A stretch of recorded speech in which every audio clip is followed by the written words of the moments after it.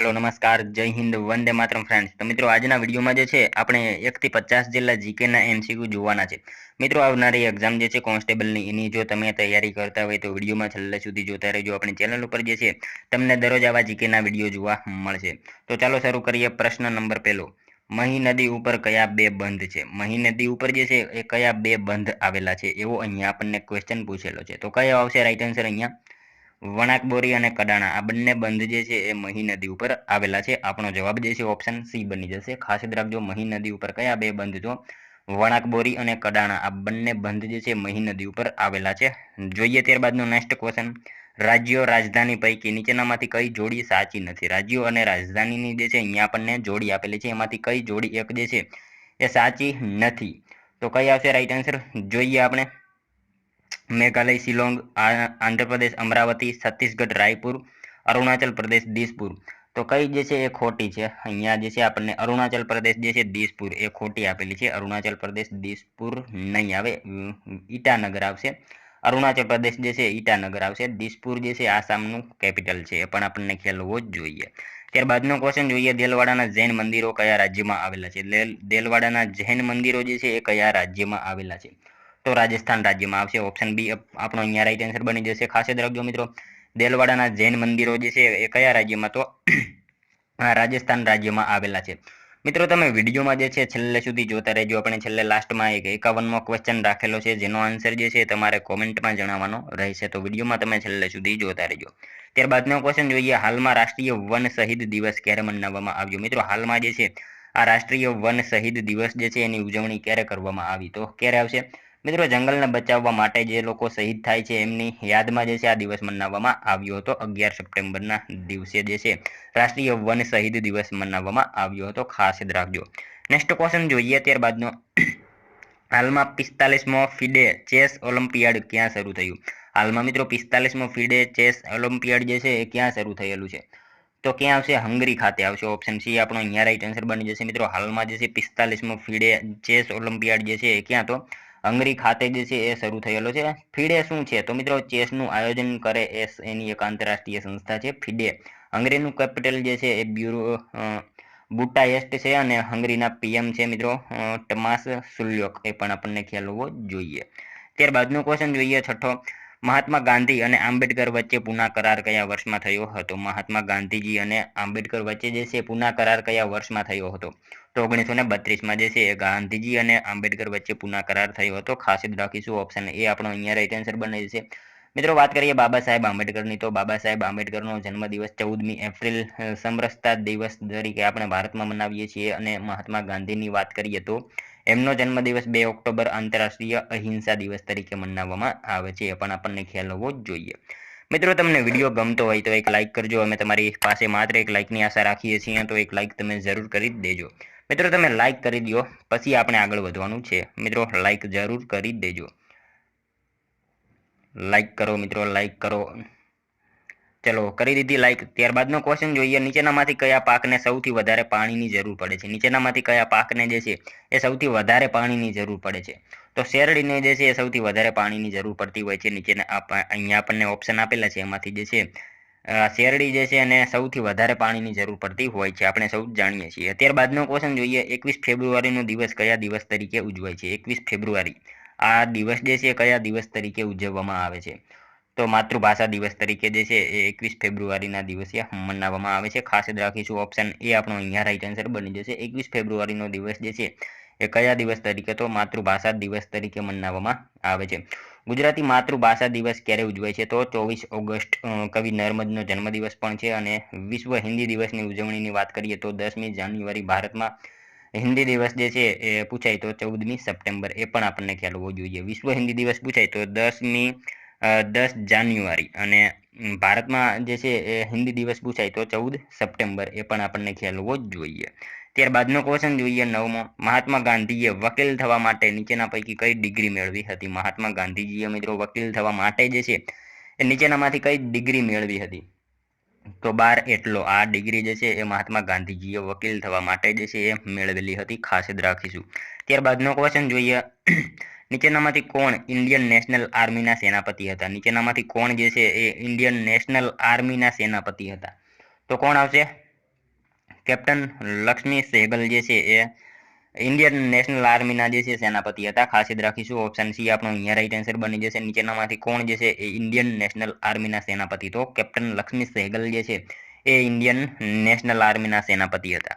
ત્યારબાદનો question જોઈએ. 50 પેનની મૂળ કિંમતે 40 પેન વેચતા તરુણને કેટલા ટકા નફો થાય છે? મિત્રો અહીંયા પેન એક જે છે ગણિતનો ક્વેશ્ચન આપણને આપેલો છે. 50 પેનની મૂળ કિંમતે જે છે 40 પેન વેચતા તરુણ જે છે એને કેટલા ટકા નફો થાય?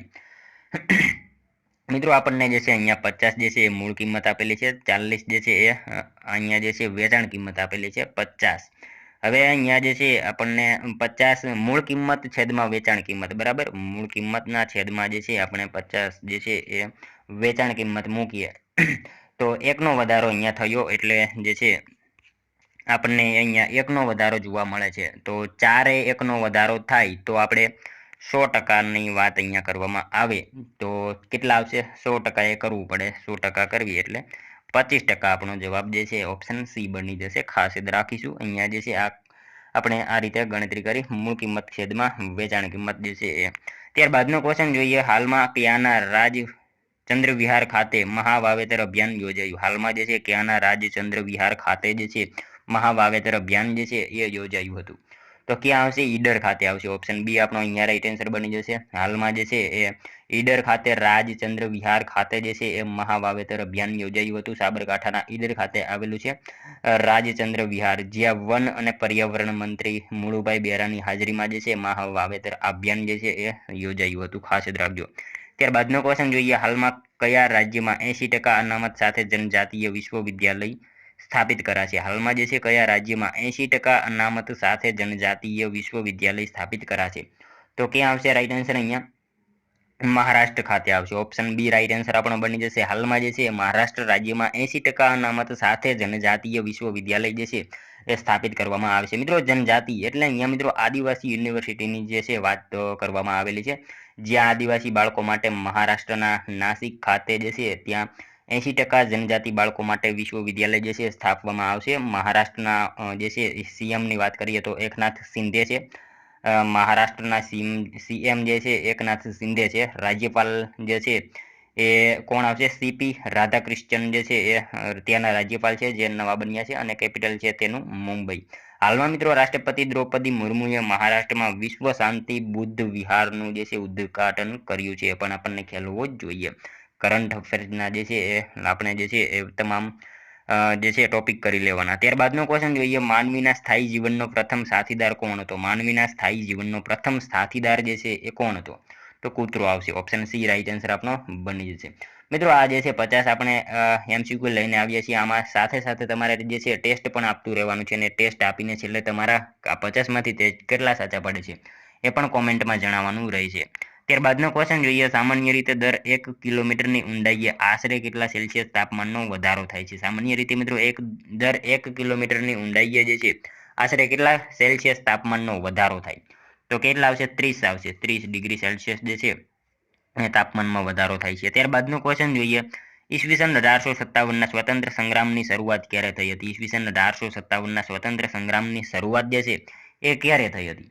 તો 4 ઓક્ટોબરના રોજ જે છે અહીંયા જે છે આપણને મિત્રો 10 મે આવશે. ઓપ્શન સી રાઈટ આન્સર બની જશે. 1857ના સ્વતંત્ર સંગ્રામની શરૂઆત જે છે ક્યારે? તો 10 મેના રોજ કરવામાં આવેલી હતી. આયોજન 31 મે હતું, પરંતુ એની શરૂઆત જે છે 10 મે થઈ હતી. ત્યારબાદનો ક્વેશ્ચન જોઈએ. દુનિયાનું છાપરું તરીકે શું ઓળખાય છે? દુનિયાનું છાપરું તરીકે જે છે એ શું ઓળખાય છે? તો શું આવશે રાઈટ આન્સર?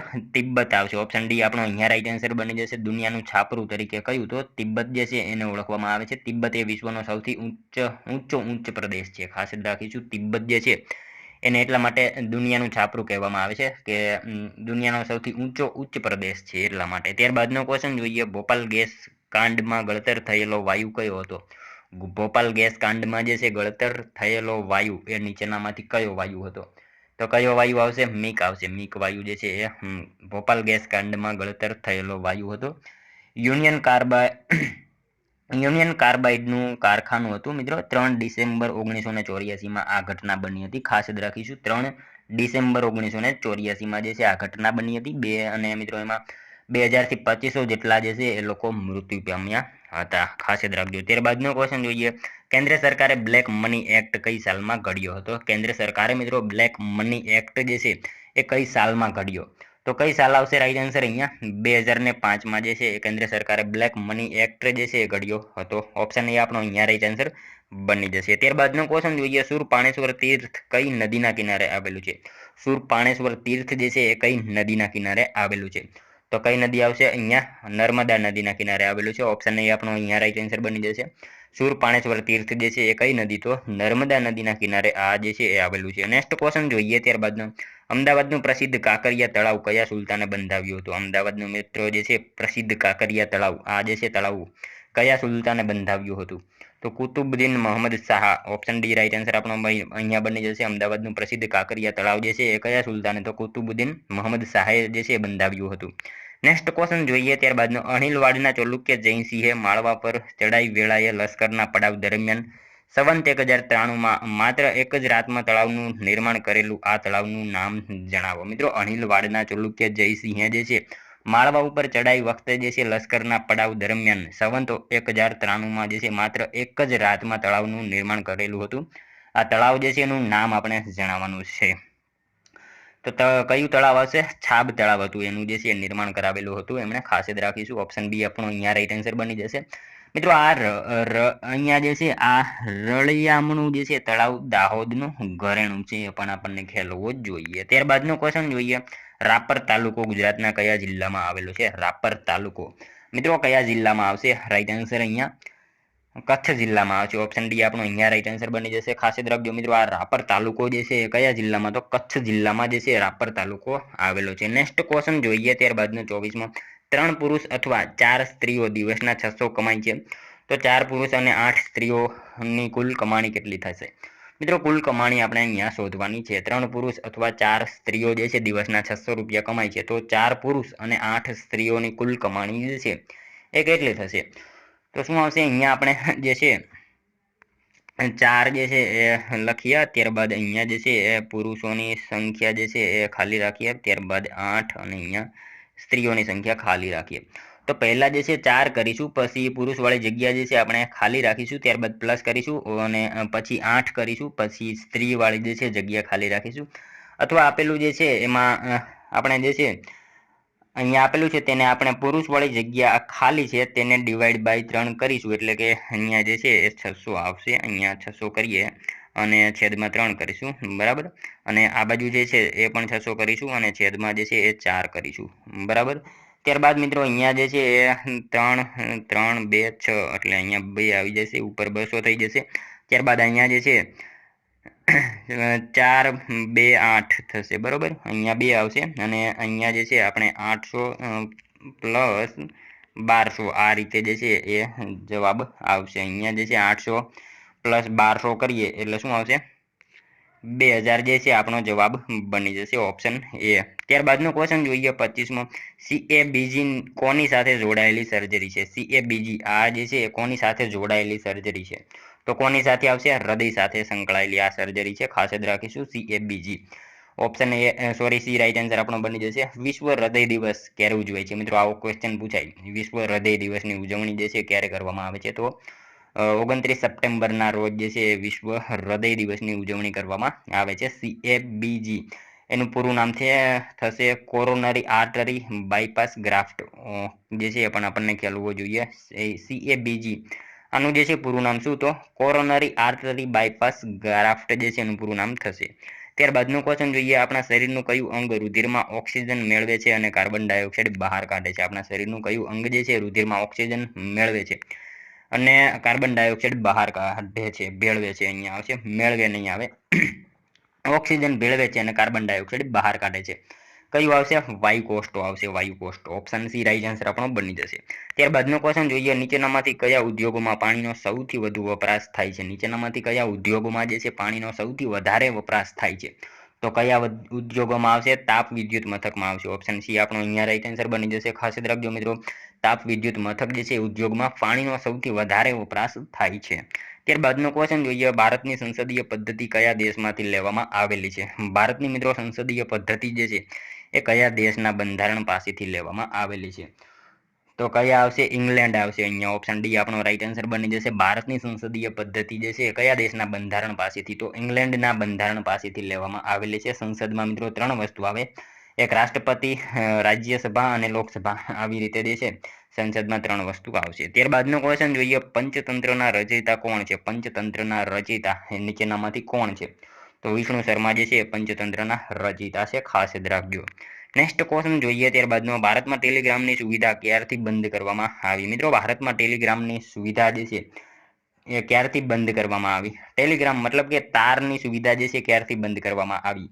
તો 13 જુલાઈ 2003ના રોજથી જે છે ભારતમાં ટેલિગ્રામની જે છે તારની સુવિધા બંધ કરવામાં આવેલી હતી. શરૂ ક્યારે કરવામાં આવી હતી? તો 1850માં શરૂઆત થઈ હતી અને 2003માં એની જે છે બંધ કરવામાં આવી હતી. ત્યારબાદનો ક્વેશ્ચન જોઈએ, બ્રિટિશ ઈસ્ટ ઇન્ડિયા કંપનીની સ્થાપના ક્યારે થઈ હતી? બ્રિટિશ ઈસ્ટ ઇન્ડિયા કંપનીની સ્થાપના જે છે એ ક્યારે થઈ હતી? તો ક્યારે આવશે રાઈટ આન્સર અહીંયા? ઈસવીસન 1600ની સાલમાં જે છે બ્રિટિશ ઈસ્ટ ઇન્ડિયા કંપનીની જે છે એ સ્થાપના થયેલી હતી. ઓપ્શન એ આપણો અહીંયા રાઈટ આન્સર બની જશે. નેક્સ્ટ ક્વેશ્ચન જોઈએ ત્યારબાદનો, ગોવામાં કઈ ભાષા બોલાય છે? મિત્રો ગોવામાં જે છે એ કઈ ભાષા બોલાય છે? તો કોંકણી ભાષા જે છે એ ગોવામાં બોલાય છે, ખાસ યાદ રાખજો. ઓપ્શન ડી આપણો અહીંયા રાઈટ આન્સર બની જશે. ત્યારબાદનો ક્વેશ્ચન જોઈએ, વિશ્વ ક્ષય નિવારણ દિવસ ક્યારે ઉજવાય છે? વિશ્વ ક્ષય નિવારણ દિવસ જે છે એ ક્યારે ઉજવવામાં આવે છે? તો ક્યારે આવશે? 24 માર્ચના રોજ જે છે વિશ્વ ક્ષય નિવારણ દિવસની જે છે ઉજવણી કરવામાં આવે છે. ખાસ યાદ રાખીશું. વિશ્વ માનવ અધિકાર દિવસ 10 ડિસેમ્બર આવશે, એ પણ આપણને ખ્યાલ હોવો જ જોઈએ. ત્યારબાદનો ક્વેશ્ચન જોઈએ, બક્સરનું યુદ્ધ ક્યારે થયું હતું? બક્સરનું યુદ્ધ જે છે એ ક્યારે થયું હતું? તો ક્યારે આવશે? 1764માં જે છે બક્સરનું યુદ્ધ થયું હતું. ઓપ્શન ડી આપણો અહીંયા રાઈટ આન્સર બની જશે. ખાસ યાદ રાખજો મિત્રો, બક્સરનું યુદ્ધ 1764ની સાલમાં થયું હતું. ત્યારબાદનો ક્વેશ્ચન જોઈએ, માનવ વિકાસ માટે આંતરરાષ્ટ્રીય ક્ષેત્રે કઈ સંસ્થા કામ કરે છે? માનવ વિકાસ માટે જે છે એ આંતરરાષ્ટ્રીય ક્ષેત્રે કઈ સંસ્થા કામ કરે છે? તો કઈ સંસ્થા આવશે અહીંયા? યુએનડીપી આવશે. ઓપ્શન ડી રાઈટ આન્સર આપણો બની જશે. માનવ વિકાસ માટે જે છે આંતરરાષ્ટ્રીય ક્ષેત્રે કઈ સંસ્થા? તો યુએનડીપી એ સંસ્થા જે છે એ કામ કરે છે.